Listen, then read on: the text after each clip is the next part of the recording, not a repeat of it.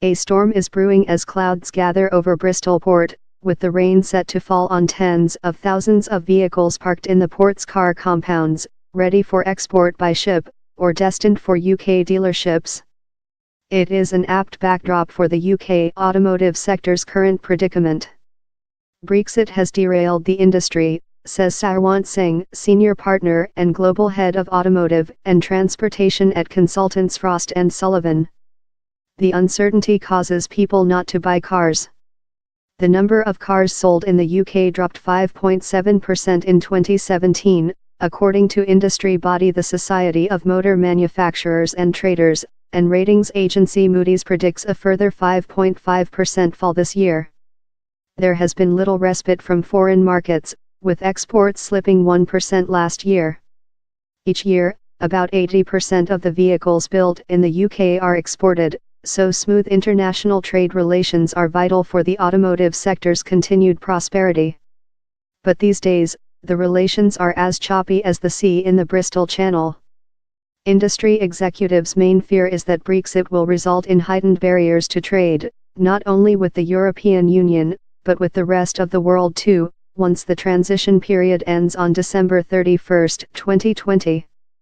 The prospect of an escalating trade dispute between the US and its main trading partners, the EU and China, also looms large, after US President Donald Trump's recent threat to tax cars imported into the world's largest market.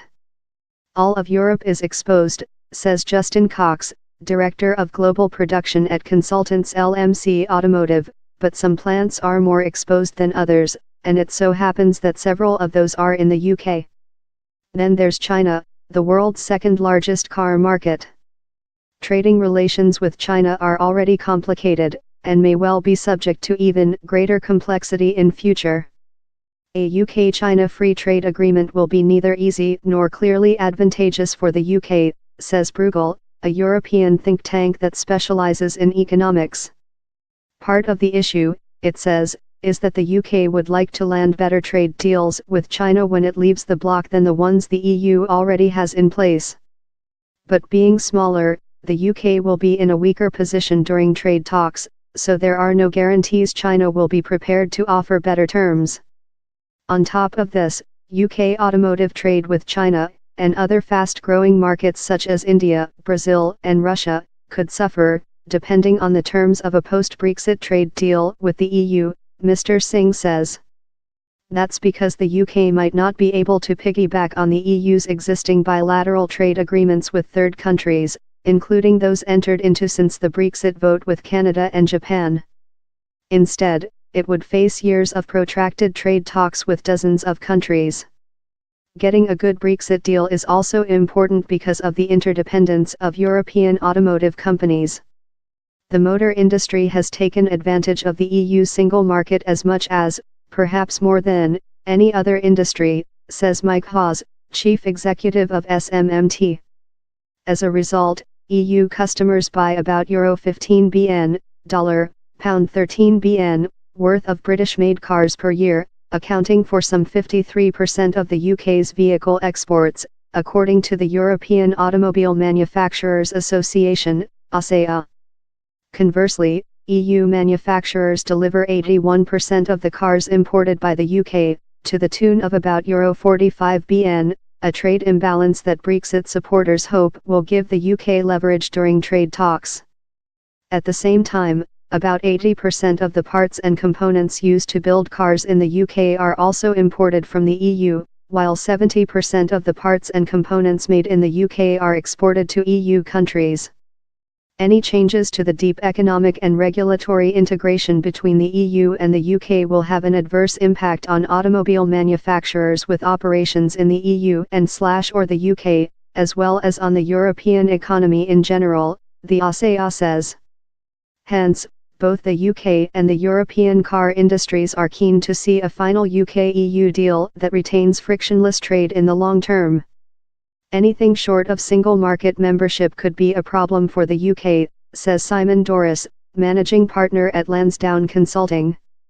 Free trade is indeed key to future prosperity, not just within Europe but beyond, according to Professor Patrick Minford of Cardiff University, who chairs Economists for Free Trade, a group of pro-Brexit economists.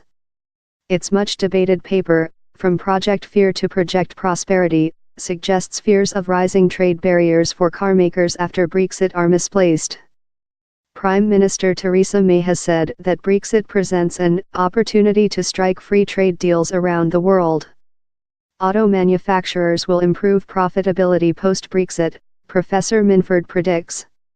Source: ASEA. Despite the uncertainty about a future trade deal, a number of big carmakers have committed to building more cars in the UK since the Brexit vote, including Nissan, BMW, Toyota, and last week Vauxhall, which is owned by French group PSA.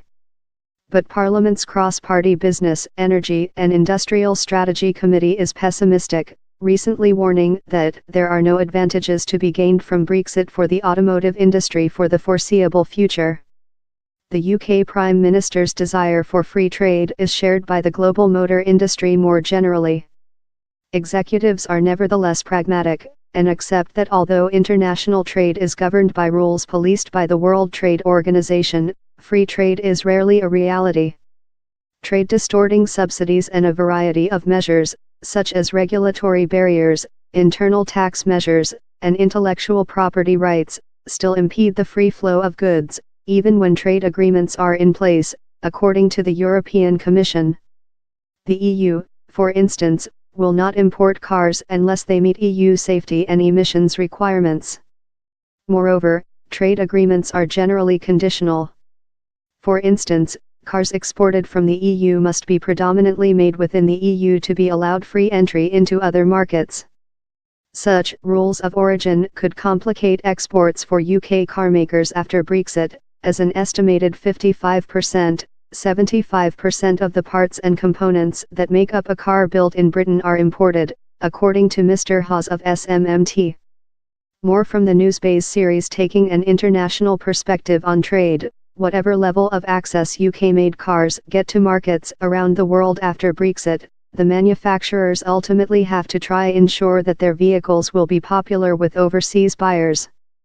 Mr. Hawes says that this is not always easy, citing the fact that the UK's best-selling car is the compact Ford Fiesta, whereas the most popular vehicle in the US is the large Ford F-150 pickup truck. Consequently, there are reasons to question whether the US market is the most natural one to focus on for UK manufacturers, which tend to produce cars that suit British and European consumers, he observes. So it's also about producing the right car for the market, he says, pointing to how Honda is producing the Civic in Swindon for global markets. They have shown it can be done.